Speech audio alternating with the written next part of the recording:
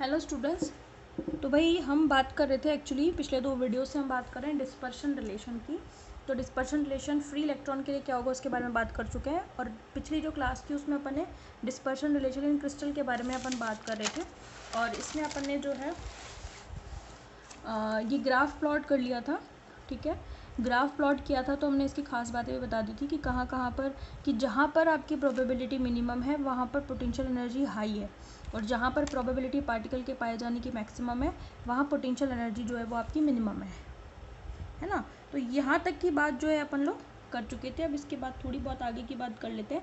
Band वगैरह का कुछ इसमें सिस्टम आएगा आगे, ठीक है, वो बातें कर लेते हैं। ठीक है, तो ज़रा देखें, एनर्जी की बात कर लेते हैं। जब हमने फ्री इलेक्ट्रॉन की बात की थी क्रिस्टल में, तो उसकी एनर्जी यानी उसका डिस्पर्शन रिलेशन क्या आया था, E=h²k²/2m। लेकिन जब बात हम क्रिस्टल की करेंगे, यानी कि पार्टिकल क्रिस्टल में बाउंडेड है, यानी कि रिलेटेड टू दैट क्रिस्टल है पार्टिकल, तो इन दैट केस उसमें पोटेंशियल एक्टिव हो जाता है। और पोटेंशियल भी कौन सा, पीरियोडिक पोटेंशियल। और पीरियोडिक पोटेंशियल होने की वजह से उसकी जो एनर्जी होगी ऑब्वियसली फ्री इलेक्ट्रॉन की एनर्जी से तो कुछ अलग ही होगी।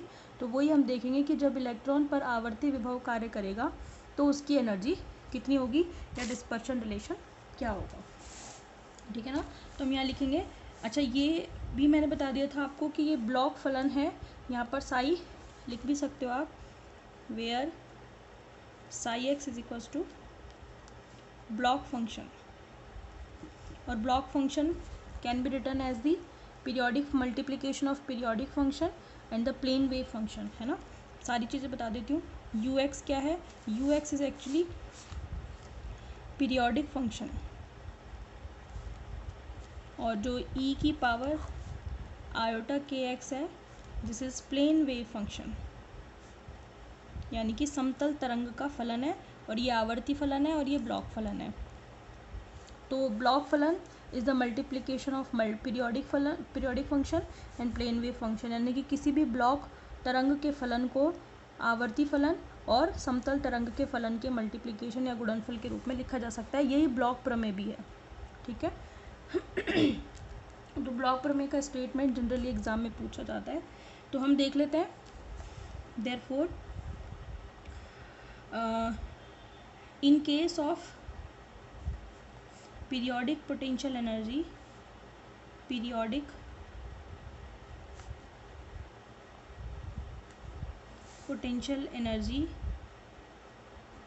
of crystal, dispersion relation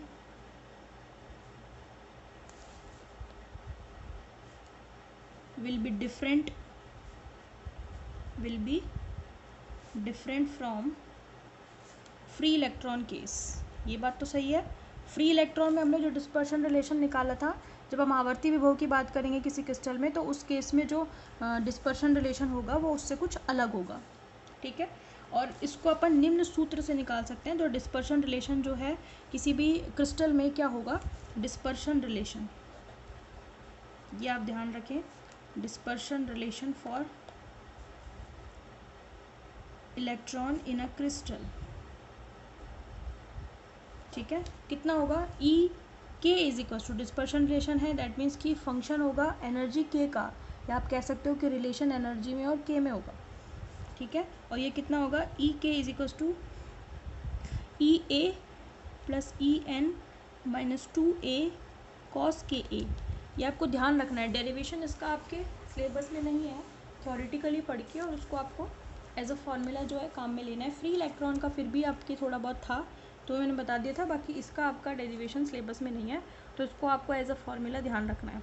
मैं बता देती हूँ लेकिन इसमें कि कौन सी चीज़ क्या क्या है। यहाँ पे जो ई ए है ये उस ऊर्जा स्तर की ऊर्जा है जिसमें बैंड आपका बनेगा, ई ए। ठीक है, ई एन जो है ये किसी पड़ोसी आयन या फिर किसी भी क्रिस्टल में एक आयन का जो भी पड़ोसी होगा या उसके आसपास कोई दूसरा आयन होगा, तो उसकी अन्योन्य क्रिया के कारण ऊर्जा स्तर में विस्थापन है। ठीक है ना, और एक कैपिटल ए कोई भी कांस्टेंट है। ठीक है ना, तो हम यहाँ पे बता देते हैं कौन सी चीज़ क्या क्या है। E A is equals to energy of the band formation energy level, यानी कि ये उस ऊर्जा स्तर की ऊर्जा है जिसमें बैंड बनता है। ठीक है। En पड़ोसी आयन की अन्योन्य क्रिया के कारण ऊर्जा स्तर में विस्थापन। En क्या है? Energy displacement, energy displacement in energy level due to interaction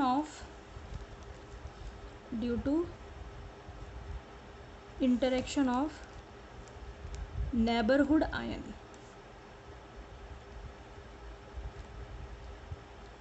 यानी कि पड़ोसी आयन की अन्योन्य क्रिया के कारण ऊर्जा स्तर में आया ऊर्जा विस्थापन है। और कैपिटल ए जो है वो अध्यारोपण के कारण, या अपन इसको सिंपली कांस्टेंट भी कह सकते हैं, या फिर अगर मैं पूरा बताऊं तो ये क्या है, तरंग फलन के अध्यारोपण के कारण इलेक्ट्रॉन के एक परमाणु से दूसरे परमाणु में प्रायिकता द्वारा विनिमय समाकल। तो कैपिटल ए को आप सिंपली लिख सकते हो, कैपिटल ए क्या है? विनिमय समाकल। ये सारे एक जगह हो जाए इसलिए मैं यहाँ पे थोड़ा सा कंजस्टेड हो रहा है, फिर भी मैं लिख रही हूँ। ठीक है, फिर वो आगे लिखने में फिर दिक्कत रहेगी। कैपिटल ए क्या है? Capital A is actually exchange integral, यानी कि सिंपली आप इसको एक्सचेंज इंटीग्रल, विनिमय समाकल। ठीक है ना। तो मैंने हिंदी में भी बोल दिया, एक बार फिर से बोल देती हूँ। ई ए क्या है? जिस ऊर्जा स्तर में बैंड का निर्माण होता है उसकी ऊर्जा है। ई एन क्या है? पड़ोसी आयन की अन्योन्य क्रिया के कारण ऊर्जा स्तर में ऊर्जा विस्थापन है। और कैपिटल ए क्या है? विनिमय समाकल है। बात समझ में आ गई? ठीक है, आगे बात करते हैं। ठीक है। अच्छा, विनिमय समाकल के बारे में एक बात और ध्यान रखें कि जितना ज़्यादा अध्यारोपण होगा तरंग का, उतना ही ज़्यादा विनिमय समाकल का मान होगा। और अगर अध्यारोपण कम होगा तो विनिमय समाकल की वैल्यू भी क्या होगी? कम होगी। तो इस बात को अपन लिख देते हैं, if superposition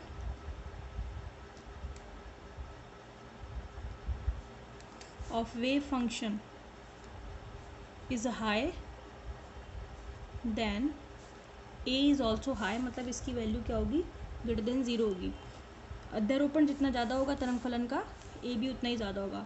for S electron, S electron का मतलब जो एस कक्षक में इलेक्ट्रॉन होंगे उनके लिए जो ए एस है उसका मान लेस देन 0 होता है, जबकि फॉर पी इलेक्ट्रॉन जो ए पी है उसका मान ग्रेटर देन 0 होता है। तो ये आपको ध्यान रखना है कि अगर इलेक्ट्रॉन क्रिस्टल में एस कक्षक में है तो वहाँ उसके लिए विनिमय समाकल का मान 0 से छोटा होगा, और अगर पी में है तो उसके लिए ए पी का मान क्या होगा? ग्रेटर देन 0 होगा।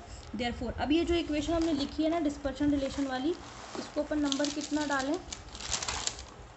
नंबर तो अपन ने कुछ भी नहीं डाल रखा, तो नंबर 1 इसको, अच्छा 5 डाल रखा है क्या यहाँ पे? हाँ, तो इसको 6 पे चलाओ।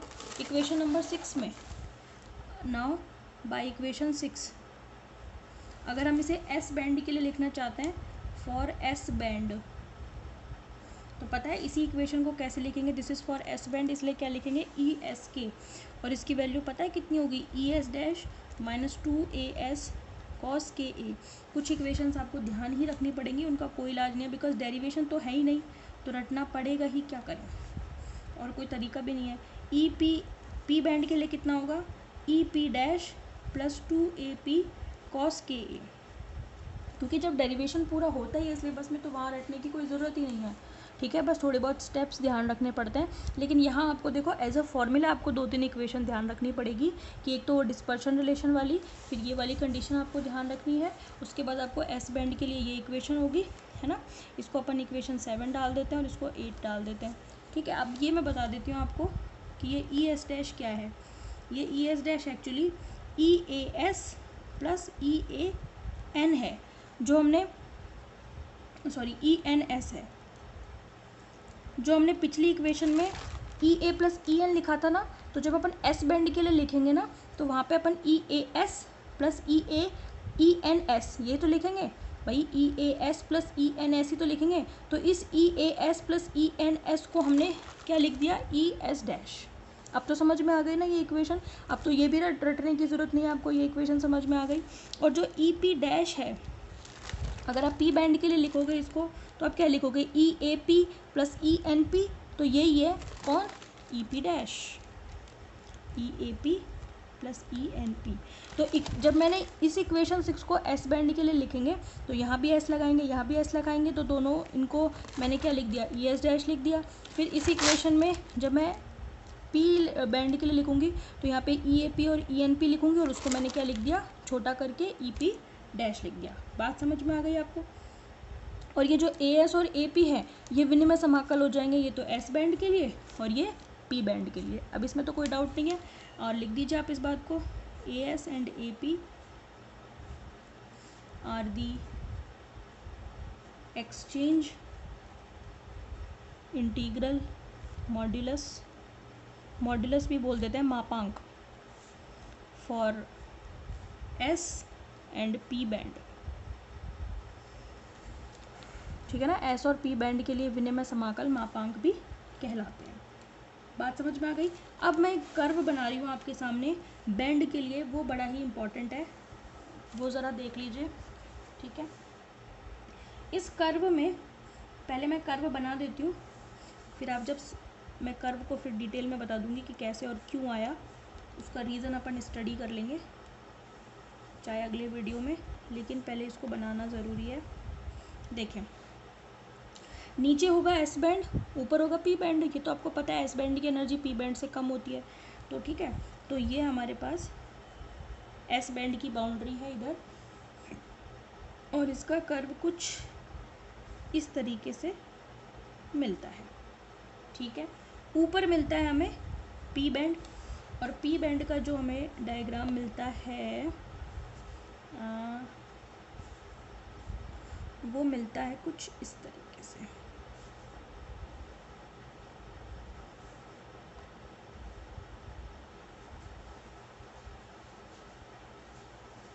ठीक है, तो this is for S band, this is for P band. अब इसमें देखें, ये ज़ीरो है, यहाँ पर के है आपका, यहाँ पर के की बाउंड्री है प्लस पाई बाई ए, इधर है माइनस पाई बाई ए, और इधर एनर्जी है। देखो ये ई एस की मिनिमम एनर्जी है, ई एस मिनिमम, ये क्या है, ई एस मैक्सिमम कह लो इसको, ये है ई पी मिनिमम, और ये है आपकी ई पी मैक्सिमम। ठीक है, और इधर ये ग्राफ हमने खींचा है ई के बीच डिस्पर्शन रिलेशन, जैसे हमने फ्री इलेक्ट्रॉन के लिए भी तो डिस्पर्शन रिलेशन और के में ग्राफ खींचा था, सेम वैसे ही हमने क्रिस्टल के लिए भी खींचा ये ग्राफ। इसमें ये जो मैक्सिमम एनर्जी आती है ये आपकी आती है 4AS, और ये आती है आपकी 4AP। ठीक है, इनके संगत अगर आप बैंड बनाना चाहो, देखो इसके संगत जो बैंड मिलता है वो हमें इस तरीके से मिलता है, इक्वल लाइन का बनाना। ये बैंड है, मैंने कहा था ना आपसे, बहुत सारी एनर्जी लाइंस मिलती हैं एक दूसरे के पास पास और एक बैंड लाइक स्ट्रक्चर बनाती है, इसलिए उसको एनर्जी बैंड नाम दिया जाता है।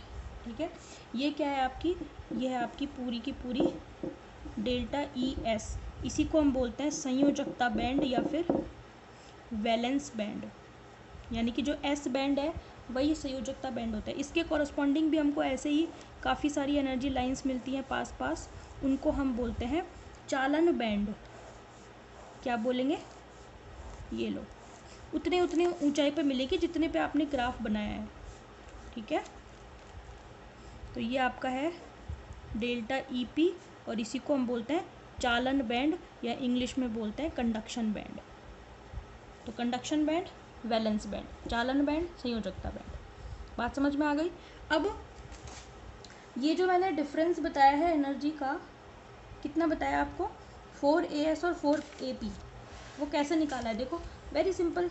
देखो तो ज़रा, जब अपन बात करेंगे मिनिमम, इस संयोजकता बैंड की मिनिमम एनर्जी निकालोगे तो कॉस की वैल्यू क्या रखोगे, 0 रखोगे। अरे भाई क्या रखोगे, 0 ही तो रखोगे। देखो ना, 0, के बराबर 0 है ना, यहाँ पे के बराबर 0 रखो, कॉस 0 की वैल्यू कितनी होती है, 1 होती है, तो कितना मिलेगा ये आपको, देखो जरा मिनिमम एनर्जी कितनी मिलेगी, ई S dash minus 2AS minimum, और मैक्सिमम चाहिए आपको तो बाउंड्रीज़ की बात करेंगे, यानी कि प्लस पाई बाई ए रख दो चाहे माइनस पाई बाई ए रख दो, क्या रख दो, प्लस पाई बाई ए या माइनस पाई बाई ए। तो यहाँ पर जब आप प्लस पाई बाई ए और माइनस पाई बाई ए रखते हो तो कॉस पाई की मैक्सिमम वैल्यू कितनी होती है, -1 होती है ना, तो माइनस माइनस प्लस हो जाएगी। तो बैंड कहाँ से कहाँ तक होगा, ई एस डैश माइनस 2as से ई एस डैश प्लस 2as तक। मैं बता दूंगी आपको नेक्स्ट वीडियो में, है ना, और डिटेल में बता दूंगी। हालांकि बात यही है, इसमें भी देखो इसका मैक्सिमम 0 पर आएगा और इसका मिनिमम कहाँ आएगा, प्लस पाई बाई ए और माइनस पाई बाई ए पर आएगा, ठीक है ना। तो इससे अपन फिर बैंड विड्थ निकालेंगे कितनी कहाँ से कहाँ तक आएगी, और इसका रीज़न भी आपको पता चल जाएगा कि क्यों मैंने ये विड्थ 4AP लिखी और क्यों मैंने इसकी 4as। तो इसको अपन कोई नहीं, आराम से तसल्ली से अगली वीडियो में डिस्कस कर लेंगे। इतना आप समझ के रख लेना, ठीक है। चलें, थैंक यू सो मच।